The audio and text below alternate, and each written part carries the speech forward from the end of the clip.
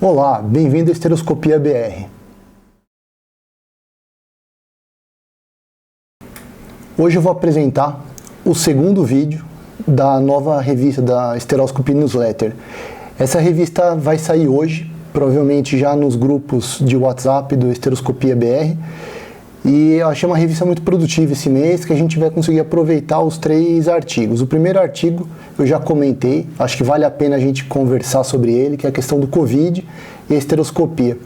A gente está 1 mês e meio, 2 meses parado, a gente está perdendo alguns diagnósticos precoces do câncer de endométrio, então acho que vale a pena a gente dar uma lida no artigo, a gente poder se embasar na experiência dos nossos colegas, oferecer o exame com segurança para nossos pacientes e com a abertura dos serviços a gente poder rastrear. Então acho que o ideal é a gente pegar primeiro as pacientes que têm um fator de risco, principalmente para o câncer de endométrio, e começar a selecionar para a gente não receber em breve, que infelizmente a gente vai, uma avalanche de pacientes com diagnóstico tardio, não só de câncer de endométrio, mas de câncer de colo, câncer de mama, isso só pensando na questão ginecológica.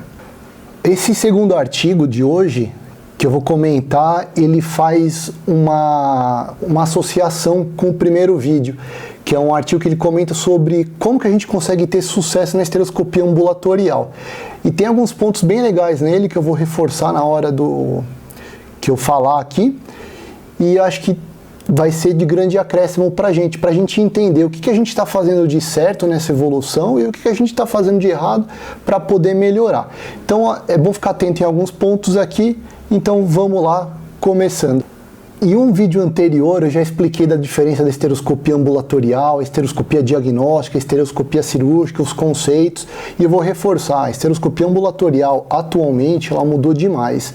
A gente teve um avanço tecnológico absurdo, a gente conseguiu diminuir o diâmetro dos equipamentos, o diâmetro das tesouras, das pinças, o que possibilitou a gente fazer não só aquela estereoscopia básica de entrar na cavidade, olhar, mas também se a gente encontrar uma patologia, a gente poder resolver aquilo naquele momento.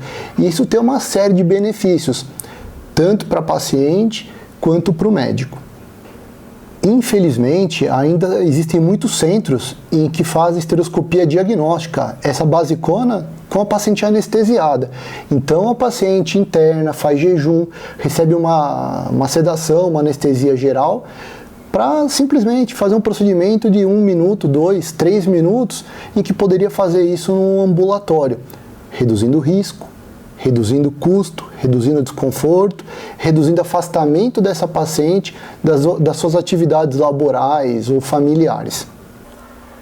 Um ponto bem interessante nesse artigo aqui, foi escrito por alguns colegas nossos espanhóis, é que ele comenta que existe um desafio dessa tirada dos procedimentos feitos no centro cirúrgico, no hospital, com anestesia, por ambulatório.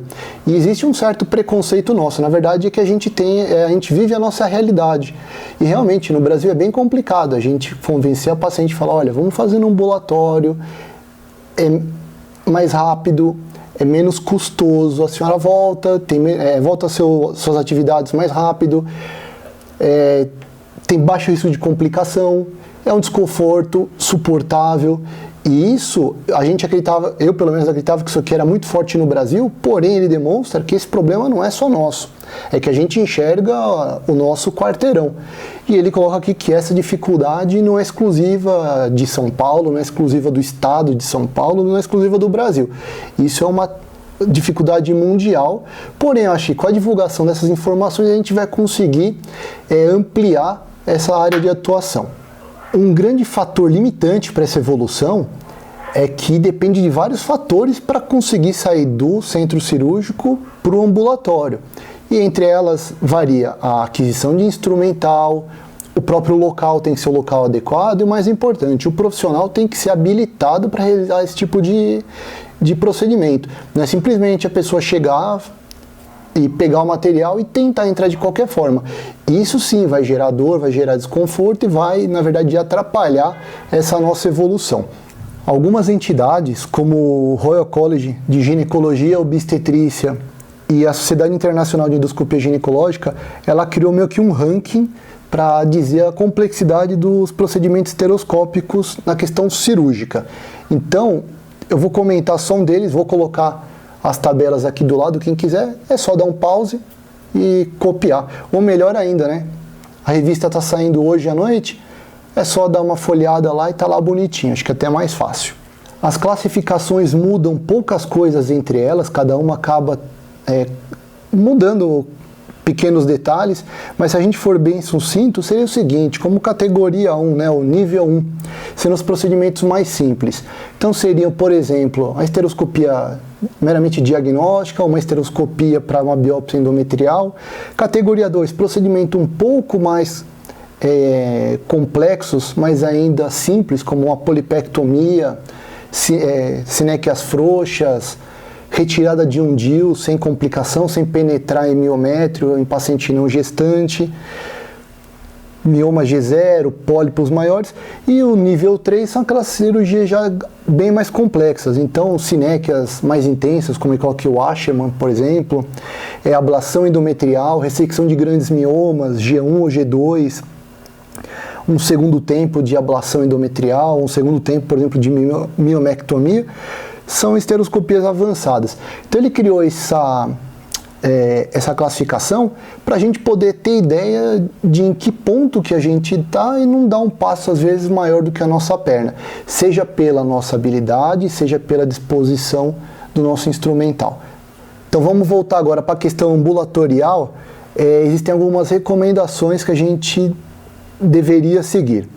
Então, assim, para a primeira questão que ele coloca, ele fala que a incorporação na esteroscopia no consultório mostra benefício econômico. O que quer dizer isso? A gente vai evitar alguns gastos que muitas vezes são desnecessários. Então, a paciente, por exemplo, arcar com o gasto de internação hospitalar, tudo que é usado no hospital, existe um custo. Então, a paciente ter um atendimento com enfermeira, a paciente ter um acesso, a paciente usar gás, e tudo isso é cobrado, seja dela ou seja do convênio, isso é repassado e no final o ciclo volta na paciente. Então a esteroscopia ambulatorial vai reduzir todos esses gastos diretamente ligados ao procedimento. Outra recomendação é que todos os ginecologistas deveriam ser capazes de fazer uma esteroscopia ambulatorial para o diagnóstico e tratamento em mulheres com sangramento uterino anormal, infertilidade e anormalidade intrauterina. É um procedimento simples, a gente consegue já afastar um monte de problemas que essa paciente poderia ter, no caso de um sangramento, por exemplo, uterino, a gente podia afastar ou dar o diagnóstico de pólipos e miomas, por exemplo. Para infertilidade, é um tema super legal para discutir. A gente poderia, por exemplo, dar o diagnóstico de sinéquia, que é super complicado de você avaliar através do ultrassom ou outros exames de imagem.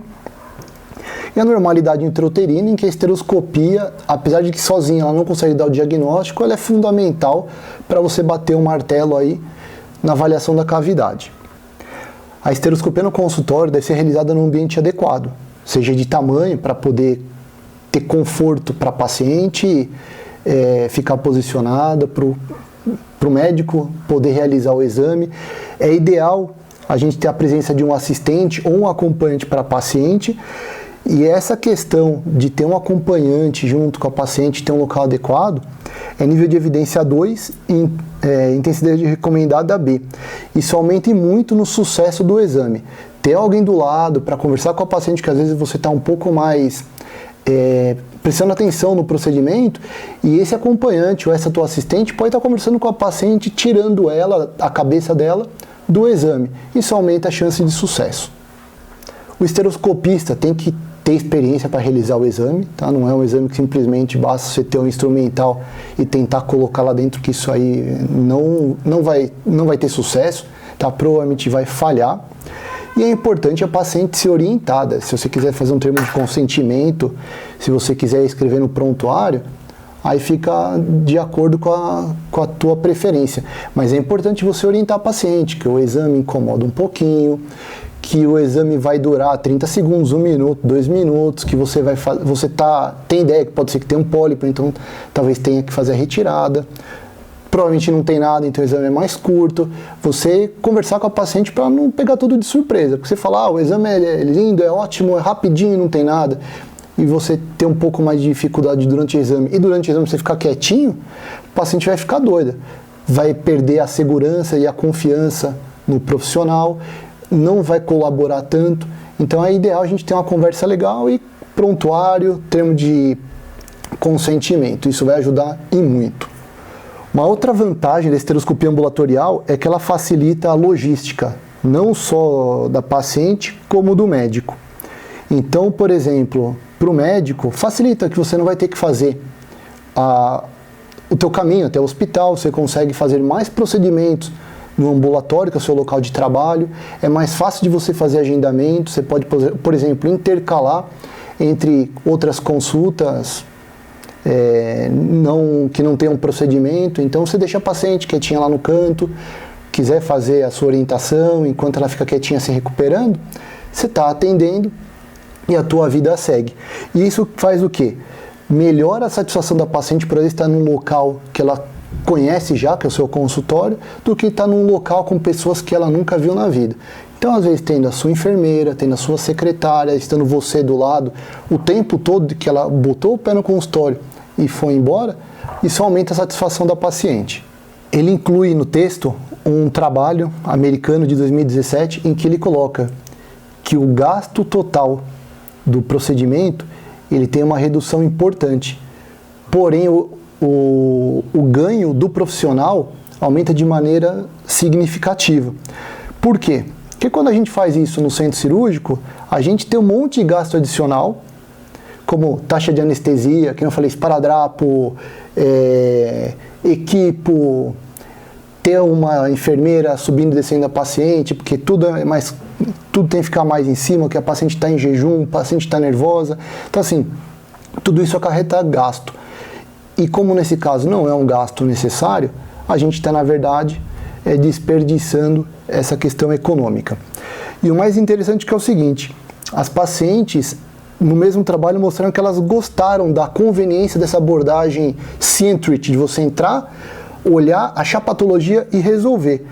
E acham melhor resolver isso no próprio ambulatório do que ter que ir até um hospital. Então, ele coloca assim, que a paciente prefere evitar o inconveniente, né, a questão de se locomover em outro momento, em outro local, até o centro cirúrgico. E num trabalho de 2006, eles compararam esteroscopia ambulatorial e esteroscopia cirúrgica e perguntaram para as pacientes depois, se vocês tivessem que fazer uma nova abordagem para tirar um novo pólipo no futuro, o que você diria? E 95% das pacientes que fizeram ambulatorial fariam novamente no ambulatório e 82% das pacientes que fizeram no centro cirúrgico fariam que da próxima vez elas tentariam fazer no ambulatório. Então, assim, a gente tem um grau de satisfação muito alto das pacientes que já fizeram o procedimento, e as pacientes que realizaram o procedimento no centro cirúrgico, elas entendem que se pudessem ter feito isso de uma maneira mais simples, mais rápida, que ela tivesse um retorno mais rápido para casa, provavelmente seria melhor. Mas a gente não pode simplesmente pegar um cubículo que a gente tem no nosso consultório e transformar nisso numa sala para esteroscopia ambulatorial. A gente tem que ter alguns cuidados. Primeiro, a gente tem que oferecer ao paciente segurança e conforto. Dentro dessa sala, tem que permitir a comunicação do médico com a paciente, que a gente comentou, de ter um assistente ou ter um acompanhante para haver interação durante o procedimento, e caso você tiver um pouquinho de dificuldade, o assistente pode te ajudar e o acompanhante pode conversar, por exemplo, com a paciente. Isso ajuda e muito. A nossa assistente tem que ser preparada, não adianta pegar qualquer pessoa do lado e falar, vem aqui para apertar o soro e dar a mão para a paciente. A assistente ela tem que saber o que vai ser feito, ela tem que ser treinada para caso tenha algum problema, o paciente passou mal, o paciente ficou nauseada, o paciente ficou nervosa, ela saber como que agir sem ter que você pare de fazer o seu procedimento e oriente a assistente. E além disso, tem que ter uma sala específica para desinfecção, para limpeza do material, e a questão de esterilização, desinfecção de alto grau, aí vai depender de cada região, de cada país que você tiver, e como você preferir, pode fazer na autoclave, pode fazer meio líquido, você pode simplesmente limpar o material, encaminhar isso para algum lugar específico, um hospital, para esterilizar seu equipamento e pegar ele depois. Tá? Mas é importante você ter um local para fazer pelo menos a limpeza e desinfecção prévia do seu equipamento. Além disso ser obrigatório por lei, isso aí vai aumentar em muito a duração, né, do seu instrumental quando você já tira, logo após o procedimento, os resíduos macroscópicos. Os equipamentos, né, a pincinha aqui que eu estou brincando na mão, as ponteiras e as camisas, elas são muito importantes, elas são imprescindíveis. Então ele coloca, por exemplo, que o equipamento confiável é um pré-requisito essencial para a cirurgia segura. Não adianta você ser o melhor cara do mundo e te darem na mão um equipamento que não seja favorável. Não vai ter condição de você fazer um procedimento adequado. E a gente está evoluindo cada vez mais. As óticas estão ficando cada vez menores, as camisas operatórias cada vez menores, pinças melhores, tesouras, ponteiras monobipolares, morceladores. Então, quanto mais você tiver isso à sua disposição, mais chance de você ser bem sucedido no tratamento cirúrgico ambulatorial e aumenta o leque de procedimentos que você vai realizar. Uma outra coisa importante é a questão da pressão intrauterina. A gente tem uns vídeos só falando disso, tá? Acho que são vídeos bem importantes para sempre estar relembrando. E na esteroscopia ambulatorial, apesar da gente não ter grandes questões de complicações por overload, por infusão de grande quantidade de líquido, é um fator bem determinante. Por quê? Porque se a gente coloca uma pressão muito grande, dá aquela expansão grande, né, nervosa na paciente, a paciente vai sentir dor, e a dor é uma das principais causas do insucesso do procedimento. Então, se possível, ter um equipamento que faça a infusão do soro controlada, e se você não tiver à disposição, você vai ter que ter um pouquinho de cuidado com o negocinho de pressão, ou se não com a sua assistente apertando ou fazendo pela altura. A recomendação é o soro fisiológico. A gente tem um monte de vídeos já, tem 3 vídeos falando de pressão e de qual o melhor meio de extensão pode ser utilizado. Se você não assistiu, corre lá para assistir, que eu acho que é um dos vídeos mais importantes da esteroscopia, um assunto que a gente acaba banalizando, tá? Mas é onde às vezes acaba nos pegando nas questões de complicações. Então isso aí não tem nem muito o que discutir. Outra questão importante também é a gente conhecer nossa paciente. A gente conversar com ela antes. Se ela começar a demonstrar ansiedade, com muito nervosismo, não adianta querer insistir um procedimento numa situação que não dá. E nessa questão, vou até acrescentar aqui, acho que é o seguinte, a gente tem que também ter o bom senso durante o procedimento para saber da nossa dificuldade e da capacidade da paciente de suportar a dor no caso de ocorrer. Então, você está fazendo um exame, está vendo que a cavidade dela está facinho, está fácil de entrar, ela está com um pouco de dor, você pode acalmar a paciente e falar, olha, calma um pouquinho, dá uma acalmada, conversa, muda, baixa um pouquinho a mão, vai direitinho na cavidade, diminui um pouco a pressão, que talvez você tenha sucesso. Mas você está vendo que a cavidade está difícil de ter acesso, muita sinéquia, um colo tortuoso, a paciente está super ansiosa, não vale a pena você insistir, botar ela um baita de um desconforto que provavelmente ela vai ficar mais apavorada e você não vai ter sucesso. Então a gente tem que ter esse Siman call, tem que chegar e falar assim, olha, dá ou não dá, e sentir, ter o feeling da paciente, se a gente avança ou se a gente para. Se por acaso não está conseguindo ir para frente, não tem problema, para o exame, aí sim vale a pena a gente progredir esse procedimento para um centro cirúrgico. Então, o quarto item que ele coloca é o controle da dor. O controle da dor ambulatorial é discutido em um monte de lugar, tem várias técnicas. Nossa, a gente vai comentar algumas coisas daqui a pouco aqui. E a gente tem algumas coisas que vão diminuir a intensidade da dor e da ansiedade da paciente. Mas que eu acabei de comentar, a gente tem que ter também o feeling de quando que vai ou quando que não vai. E o centro cirúrgico, ele coloca, é indicado para paciente que é muito ansiosa e que não tolera o procedimento ambulatorial. A gente sabe, a maioria das pacientes elas querem apagar, não ver nada e o problema está resolvido. Só que isso nem sempre é a melhor opção para elas, principalmente da questão de segurança. Então, eu vou até fazer um exemplo. Vai arrancar um dente, por exemplo, vai tirar o seu siso. Nossa, seria muito mais confortável se fizesse um cheirinho, se apagasse e acordasse sem o siso lá do lado. Aquele troço tremendo, arranca o dente, você sempre parece estar tirando metade da tua cabeça fora. Mas não é o mais seguro, dá para fazer com anestesia local, dá para fazer num consultório, tendo suporte adequado. Então a gente tem que ter paciência e orientar a paciente e oferecer essa possibilidade para ela. Então a gente tem que falar, olha, tem possibilidade. Se o caso ela foi uma paciente que mesmo assim fica tremendo que nem uma vara verde, se encostou, começou a fazer a vaginoscopia, ela já está com dor, tudo bem, tem que respeitar. Cada paciente é diferente uma da outra, cada uma vai ter uma dificuldade diferente e a gente vai usar cada um desses recursos de acordo com a necessidade da paciente. Esquema de analgesia e anestesia para esteroscopia ambulatorial, na literatura tem uma cacetada, então ele coloca aqui, tem analgésico, anti-inflamatório, acetotamifeno, benzodiazepínico, opiáceo, anestésico tópico e bloqueio intracervical. Mas nos trabalhos mostra que não tem grande diferença nisso. Então, se você for perguntar assim, você usa alguma coisa? Não, eu uso o quê? Gogó. Eu fico falando com a paciente, eu falo padedel, então para mim não tem uma dificuldade muito grande nisso. Tá? Já tentei fazer bloqueio paracervical, mas ele coloca aqui que o bloqueio paracervical diminui a dor quando você vai colocar o POSI e quando vai passar pelo orifício externo e interno. Eu usava isso para colocação de DIU. Mas da mesma maneira, tiveram trabalhos semelhantes que mostraram que não muda em nada. Não recomendo, tá? Aqui no texto não comenta nada, mas uso de dormonide no consultório, de começar a inventar muita coisa, porque às vezes pode causar uma complicação maior do que vai te ajudar. Então não tem indicação, não vai mudar nada, quer fazer, a paciente não aguenta, a paciente está nervosa demais, não inventa moda no seu consultório. Põe essa paciente num centro cirúrgico e faz com ela anestesiada. Tá? Não existe um meio do caminho disso aí. Ou faz com ela lá com o golzinho, conversa com calma, vai com tranquilidade, que vai ser resolvido. Se por acaso mesmo assim ela não suportar ou não queira, aí faz um centro cirúrgico com segurança. Não expõe a paciente a uma situação perigosa. Existem algumas questões que podem agravar a dor no momento do exame. Então ele coloca, por exemplo, pacientes com dismenorreia, dor pélvica crônica, pode aumentar um pouquinho o incômodo.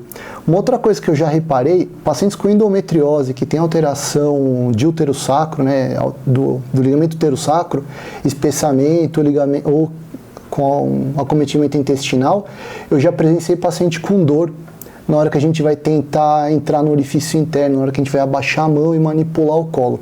Tá? A paciente tem queixa.